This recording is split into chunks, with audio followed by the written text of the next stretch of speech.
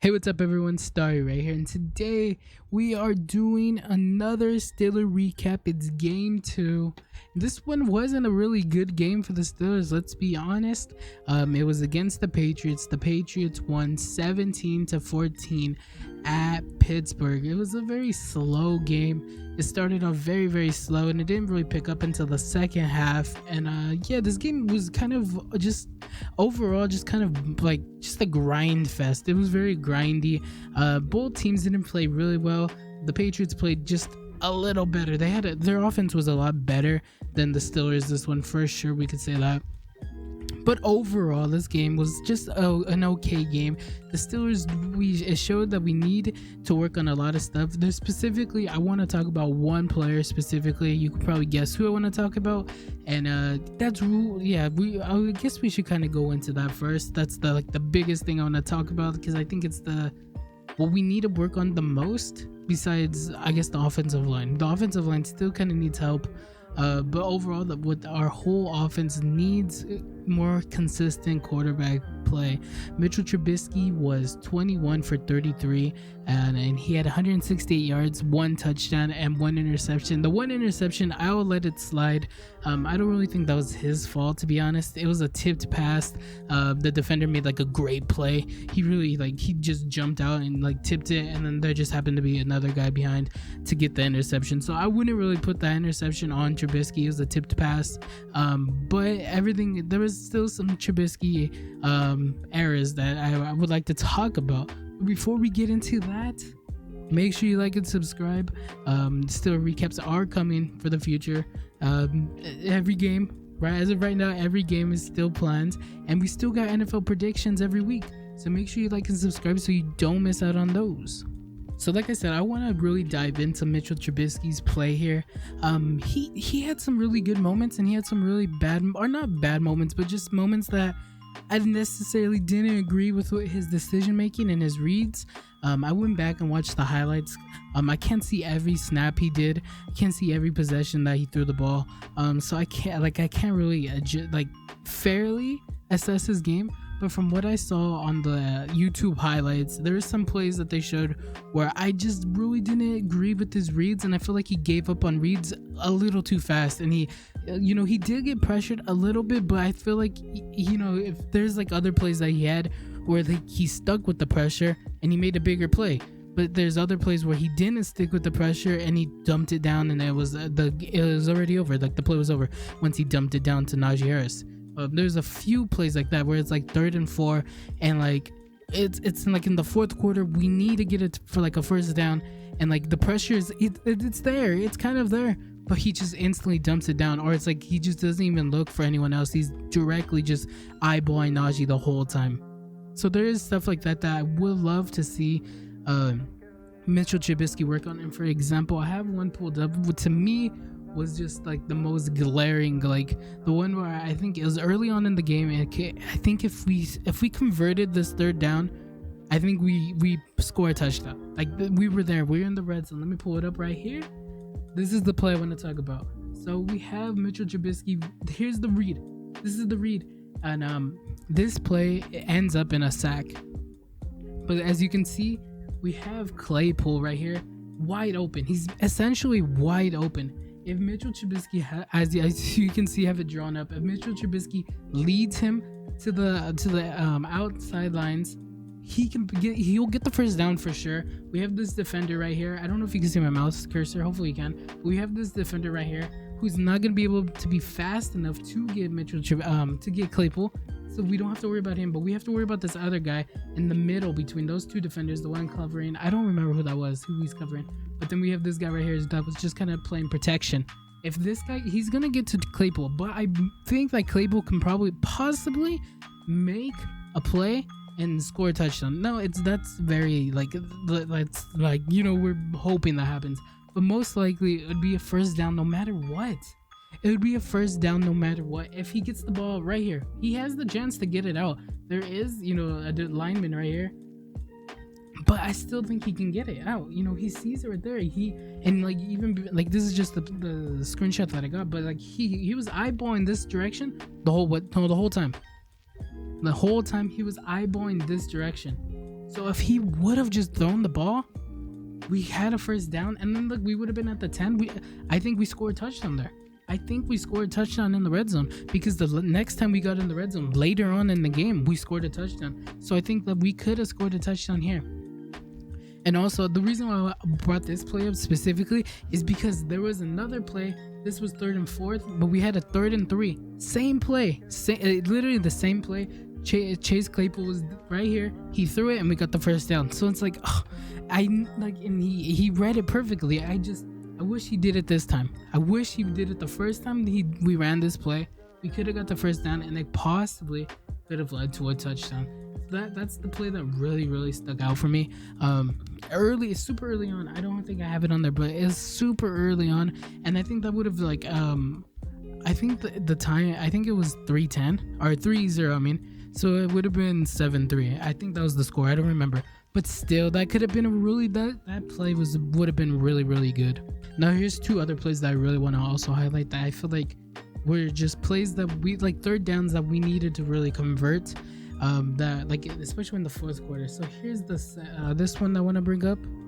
This one you can see Trubisky, he was eyeing Najee Harris. He was eyeing the left side completely. I don't know who this was. I couldn't really see, but he was eyeing this side completely. And as you can see, we have a receiver. At least Pat Freiermuth right here is completely open. If he didn't even look that way the whole time. He didn't look that way at all the whole time. So his mind was made up that he was going to throw it to the left. Obviously, he throws it down to Najee Harris. Because I think this was Deontay Johnson. I think he did this play a couple times with Deontay Johnson, where he'd stop right at the first down line. But regardless, he threw it to Najee Harris. He threw it short. Najee Harris instantly got tackled because there's a guy right there, and it's just there was no play there. It's 3rd down. This was at the beginning of the 4th quarter, 3rd down, and it's we really need that's a play as you can see, Pat Freiermuth is right here. If he just even read it a little bit, he could have made through to Pat Freiermuth and possibly got a first down. I don't know. That's a play to me that I feel like he should have made.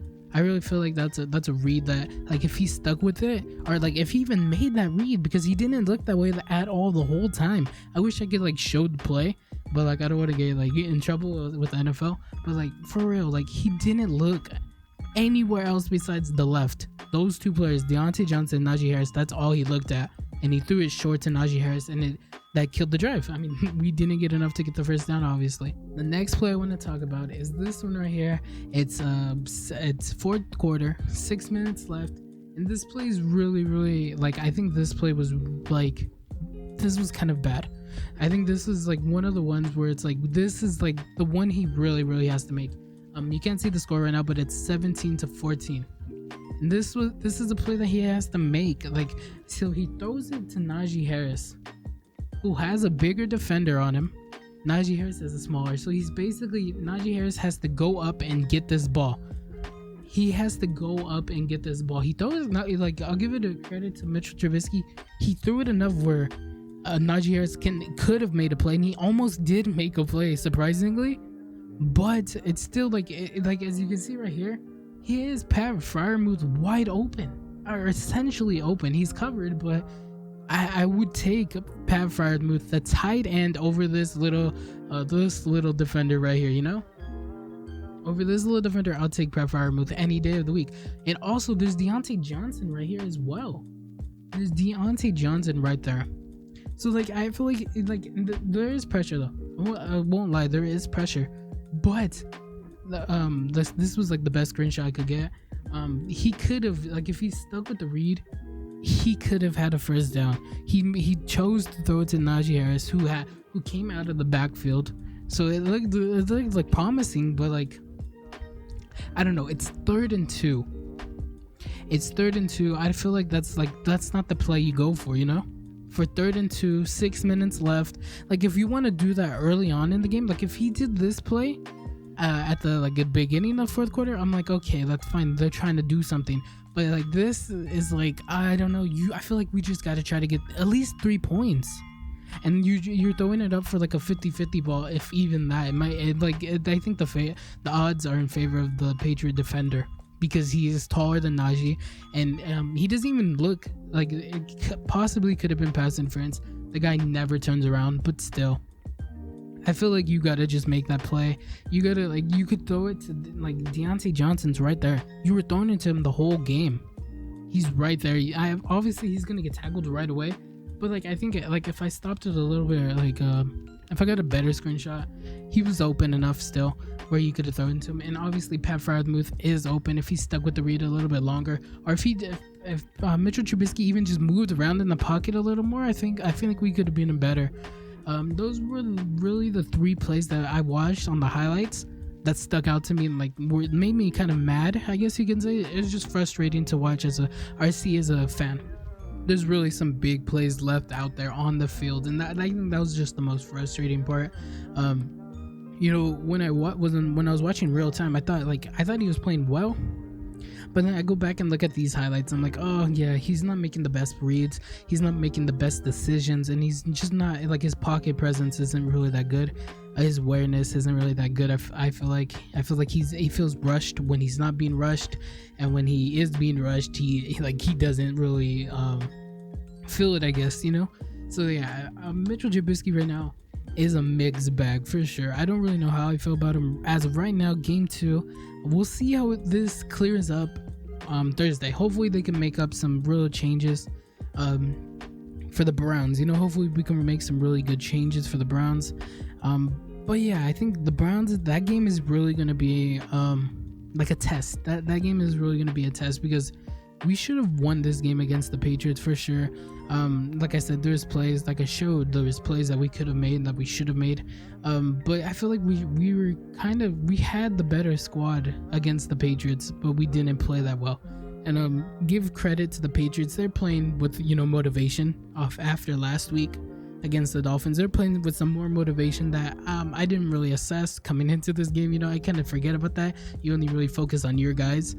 So yeah, you give credit to the Patriots. They had that loss against the Dolphins, and they came back and they beat us.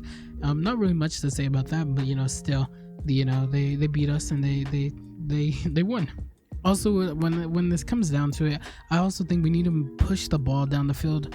We don't push the ball down the field enough, and I think that's really affecting the run game, because when we do play actions, they're not really falling for it. When we run, they're like, our offensive line doesn't really stop that much. We had some good run plays, but they were just like so far in between and frequent. And I think we just really need to get the run game going. And I think that once we get the run game going, then the deep passes can start going. But as of right now, I'm not sure how many passes he's thrown deep, but I feel like it hasn't been a lot. He's rarely thrown the ball deep, like deep. And I think we really need to start picking up on that, because the defenders aren't playing deep. They're not playing deep, and they're really expecting just, you know, dink and dunks. So we need to I would like to see them really step up the long ball. There's the Gunner fumble, which is really bad. You know, that really changed the game for us, or like changed the momentum for sure.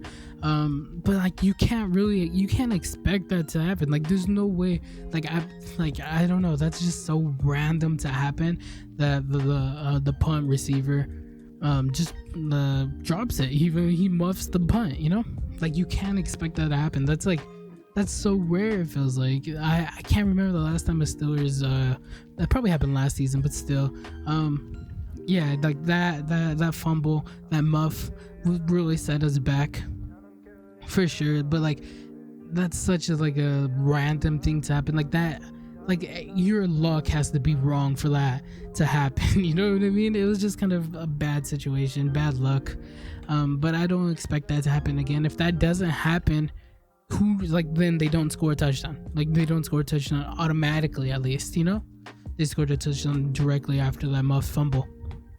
So there's some things that like kind of just didn't go our way for sure. Hopefully more things go our way this Thursday.